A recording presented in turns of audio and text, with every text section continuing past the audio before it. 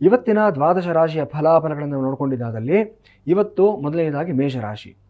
ಮೇಷರಾಶಿ ವಿಚಾರ ನೋಡಿದ್ದಾದಲ್ಲಿ 10ನೇ ಮನೆಯಲ್ಲಿರತಕ್ಕಂಥ ಚಂದ್ರ, ಉತ್ತರಾಷಾಢ ನಕ್ಷತ್ರದಲ್ಲಿ ಚಂದ್ರನ ಒಂದು ಸಂಚಾರ ಆಗ್ತಾ ಇರತಕ್ಕಂಥ ನೋಡ್ತಾ ಇದ್ದೀವಿ ನಾವು. ಉತ್ತರಾಷಾಢ ಕೃತಿಕ ಈ 3 ನಕ್ಷತ್ರಗಳನ್ನ ಗವರ್ನಿಂಗ್ ಪ್ಲಾನೆಟ್ ಯಾವುದು ಅಂದರೆ ಸೂರ್ಯ ಆಗಿರ್ತಾನೆ.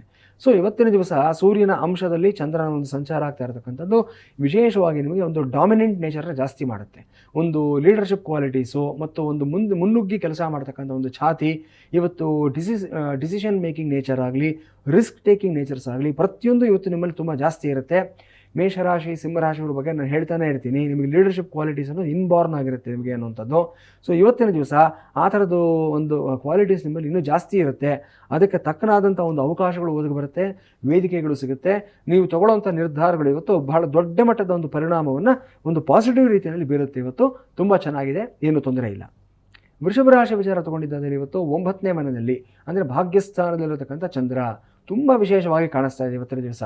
ಇವತ್ತು ಹೇಗಿರುತ್ತೆ ನಿಮ್ಮ ಜೀವನದಲ್ಲಿ ಅಂತಂದರೆ, ಏನೋ ಒಂದು ಸಮಸ್ಯೆ ಸಿಕ್ಕಾಕೊಳ್ತೀರಾ, ಏನೋ ಒಂದು ಕ್ರೈಸಿಸ್ ಬರುತ್ತೆ ಇವತ್ತು ನಿಮಗೆ.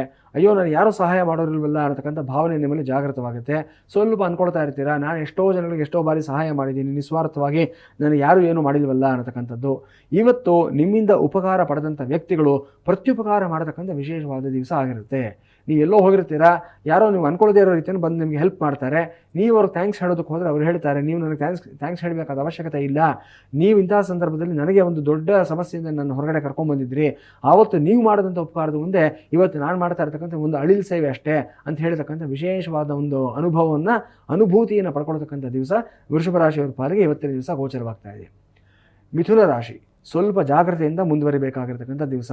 ಕಾರಣ, ಅಷ್ಟಮದಲ್ಲಿರತಕ್ಕಂಥ ಚಂದ್ರ, ಕಂಟಕ ಸ್ಥಾನದಲ್ಲಿರತಕ್ಕಂಥ ಚಂದ್ರ, ತೃತೀಯದಲ್ಲಿರತಕ್ಕಂಥ ಕೇತು, ರಾಶಿಯಲ್ಲಿರತಕ್ಕಂಥ ಗುರು, 10ನೇ ಮನೆಯಲ್ಲಿರತಕ್ಕಂಥ ಶನಿ, 9ರಲ್ಲಿರತಕ್ಕಂಥ ರಾಹು ಯಾವುದೂ ಅನುಕೂಲಕರವಾಗಿ ಕಾಣಿಸ್ತಾ ಇಲ್ಲ. ಇವತ್ತು ನೀವು ಏನೇ ಕ್ಯಾಲ್ಕುಲೇಷನ್ಸ್ ಮಾಡಬೇಕಾದ್ರೂ ಒಂದು ಸಮಸ್ಯೆ ಬೆಳಿಗ್ಗೆ ಇವತ್ತು ಏನೋ ಒಂದು ಆಗುತ್ತೆ, ಅಲ್ಲಿಂದ ಎಲ್ಲವೂ ಸಹ ಒಂದು ಚೈನ್ ರಿಯಾಕ್ಷನ್ ಥರ ಒಂದರಿಂದ ಮತ್ತೊಂದರಿಂದ ಮಗದೊಂದು ಎಲ್ಲವೂ ಇವತ್ತು ದಿನವಿಡೀ ನಿಮಗೆ ಸಮಸ್ಯೆಗಳ ಮೇಲೆ ಸಮಸ್ಯೆಗಳು ಬರುವಂಥ ಒಂದು ದಿವಸವಾಗಿರುತ್ತೆ.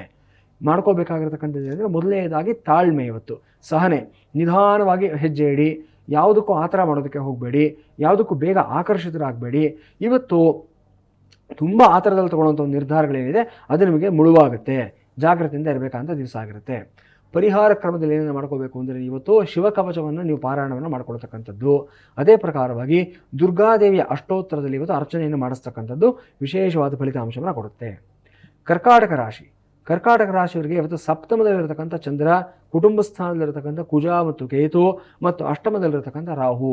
ಕುಟುಂಬದಲ್ಲಿ ಇವತ್ತು ಹಲವಾರು ರೀತಿಯಾದಂಥ ಘರ್ಷಣೆಗಳು, ಯಾವತ್ತೂ ಇರುವಂಥ ಒಂದು ನೆಮ್ಮದಿ, ಶಾಂತಿ ಇದೆಲ್ಲವೂ ಇವತ್ತು ಸ್ವಲ್ಪ ಮಟ್ಟಿಗೆ ಕದಳು ಹೋಗ್ತಕ್ಕಂಥ ದಿವಸ ಆಗಿರುತ್ತೆ. ಕಾರಣ ಏನಂತಂದರೆ, ನೀವು ಬಹಳ ದಿವಸಗಳಿಂದ ಮುಂದೂಡ್ತಾ ಇರತಕ್ಕಂಥ ಕೆಲವೊಂದು ವಿಚಾರಗಳೇ ಆಗಿರುತ್ತೆ. ಮಕ್ಕಳು ಏನನ್ನೋ ಕೇಳಿರ್ತಾರೆ, ಸಕಾಲಕ್ಕೆ ನನಗೆ ಒಂದು ಬೊಂಬೆ ಕೊಡಿಸು, ಒಂದು ಆಟ ಸಾಮಾನು ಕೊಡಿಸು, ಅಥವಾ ಒಂದು ಪುಸ್ತಕ ಕೊಡಿಸು ಅನ್ನತಕ್ಕಂಥದ್ದು, ಅದನ್ನು ಹಾಗೆ ಮುಂದೂಡ್ತಾನೇ ಇರ್ತೀರ. ಅವ್ರಿಗೂ ಸಹನೆ ಅನ್ನೋದು ಕಟ್ಟೆ ಹೊಡೆಯುತ್ತೆ. ನಿಮ್ಮ ಹೆಂಡತಿ ಏನನ್ನೋ ಕೇಳಿರ್ತಾರೆ ಬಹಳ ದಿವಸಗಳಿಂದ, ಒಂದು ಒಡವೆ ಕೊಡಿಸಿ ಅಥವಾ ಇನ್ನೇನೋ ಒಂದು ವಸ್ತ್ರ ಕೊಡಿಸಿ, ಎಲ್ಲೋ ಒಂದು ಡಿಸ್ಕೌಂಟ್ ಸೇಲ್ ಇದೆ ಅಲ್ಲಿ ನನಗೆ ಕೊಡಿಸ್ಕೊಡಿ ಅಂತ.